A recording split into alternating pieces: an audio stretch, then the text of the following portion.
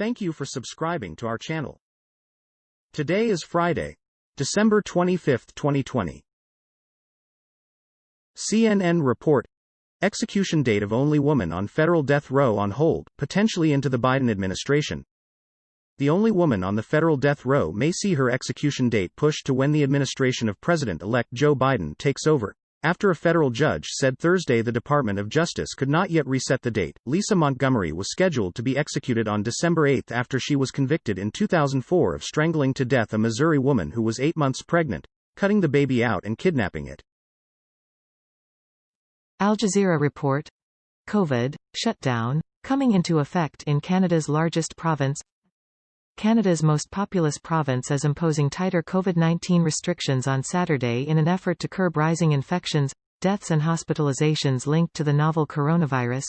Ontario Premier Doug Ford announced the province-wide shutdown earlier this week, saying daily COVID-19 case numbers are putting the healthcare network and long-term care homes at risk. We need to stop the spread of this deadly virus. CNN report: key lines from unveiling of Biden's climate team. President-elect Joe Biden on Saturday introduced key cabinet nominees and members of his climate team, including New Mexico Rep. Deb Haaland for Interior Secretary and former Michigan Gov. Jennifer Granholm for Energy Secretary. Today I'm pleased to announce a team that will lead my administration's ambitious plan to address the existential threat of our time, climate change, Biden said at an event in Wilmington, Delaware. CNN report: a mailman, two little sisters, and weeks-long games of tic-tac-toe. Adam Finley loves his job as a mail carrier for USPS. He loves visiting with the people on his route and is always looking for ways to help the neighborhood during his more than 12-hour-long shifts. So, when the schools in his Georgia community moved entirely online in the spring, Finley, or Mr. Adam, as the kids affectionately call him, couldn't help but feel sorry for the students stuck inside all day, some going weeks or months without seeing their classmates in person. BBC report: Boko Haram kill villagers in Christmas Eve attack. Local sources said at least 11 people had been killed, according to AFP News. Fighters rode into Pemi, in Borno State, on trucks and motorbikes shooting indiscriminately, a local leader told the news agency. Pemi is close to Chibok where 200 schoolgirls were kidnapped in 2014. Boko Haram have carried out a number of attacks in northern Nigeria where they are fighting to overthrow the government and create an Islamic State. Fox report: U.S. Embassy in Baghdad denies rumor of evacuation, with tensions high after largest attack in decade. The U.S. Embassy in Baghdad on Friday denied rumors of an evacuation at the building after the embassy was attacked earlier this week. A tweet from a reporter saying the U.S. Embassy in Baghdad was evacuated is not true, according to an embassy spokesperson in an email to Fox News. Ambassador Tuller is still in Baghdad and the embassy continues to operate. The spokesperson said the rumor may have started with a Friday tweet from Kurdish and Australian journalist Hawar Ali, who wrote that a large number of staff have been evacuated in #US Embassy in #Baghdad. CNN report: 2020 was a terrible year, but the world's in better shape than you might think. In 2020, a devastating virus officially disappeared from the continent it had once ravaged, a remarkable public health achievement that followed decades of work. But you may have missed it. The eradication of wild polio from Africa in August was hailed as a great day by the World Health Organization and celebrated by public health officials. Still, the overbearing COVID-19 pandemic kept it from front pages and ensured that a near-fatal blow to a deadly disease occurred with little fanfare. Fox report: Christmas Eve concert held in Paris's fire-wrecked Notre Dame. Paris, wearing hard hats and protective suits, members of the choir of Notre Dame Cathedral sang inside the medieval Paris landmark for the first time since last year's devastating fire for a special Christmas Eve concert. Accompanied by an acclaimed cellist and a rented organ, the singers performed beneath the cathedral's stained glass windows amid the darkened church, which is transitioning from being a precarious hazardous cleanup operation to becoming a massive reconstruction site.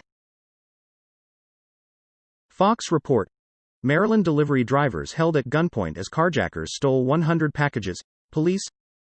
Authorities in Maryland are investigating the armed carjacking of a truck carrying more than 100 packages and the temporary abduction of 2 delivery workers Thursday morning. The victims, residents of Washington, D.C.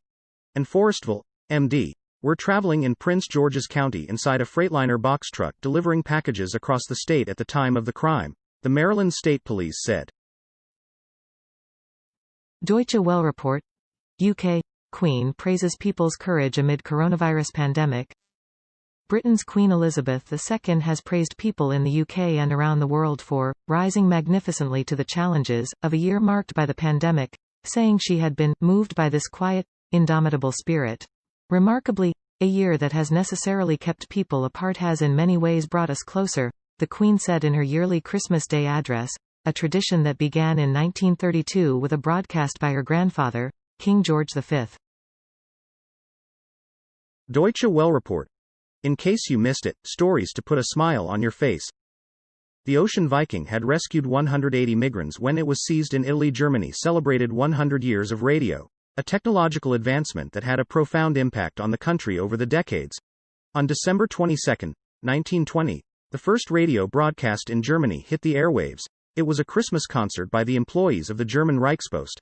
The first official radio entertainment program in Germany was broadcast on October 29, 1923. Deutsche Welle report. Coronavirus. 2/3 of Germans willing to receive COVID vaccine. Almost 2/3 of Germans have shown a willingness to be vaccinated against the coronavirus, according to a YouGov survey commissioned by news agency DPA. Indeed, many are in a hurry to be vaccinated, with 32% saying they wanted it to happen as soon as possible. A further 33% said they were happy to receive the vaccine, but were slightly more hesitant as they wanted to wait and see what kind of effect it has on recipients. Al Jazeera report. Dozens killed in Lake Albert boat capsize along Uganda-DRC border. At least 26 people died when their boat sank on Lake Albert, which marks the border between Uganda and the Democratic Republic of the Congo, DRC, Ugandan officials told AFP news agency. The boat was carrying passengers between two Ugandan locations in the lake's northeast on Wednesday when it hit a strong wind and went underwater, local official Ashraf Oromo said on Friday. The boat had over 50 people on board. 26 bodies have been recovered, 21 people were rescued, Oromo said. BBC report. Nashville hit by deliberate explosion, police in Tennessee say. 3 people were taken to hospital, the fire department said, but none of them are thought to be critically hurt.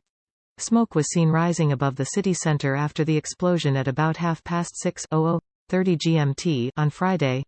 The FBI and investigators from the Bureau of Alcohol, Tobacco, Firearms and Explosives are at the scene.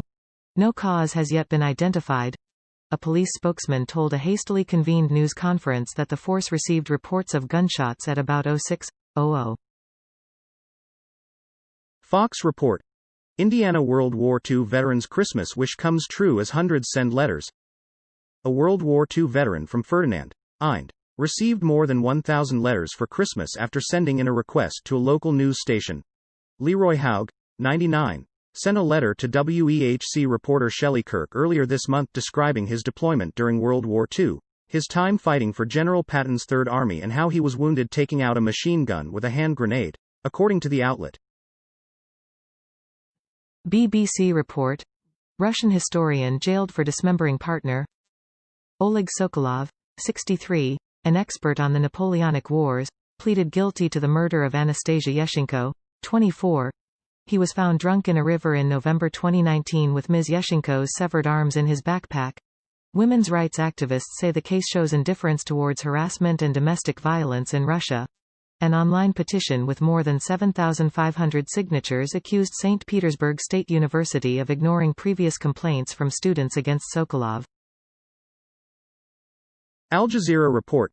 Death toll in western Ethiopia massacre reaches 207, Red Cross. The death toll from a Wednesday attack in the western Benishangul Gumuz region of Ethiopia has risen to 207 people, a volunteer from the country's Red Cross said.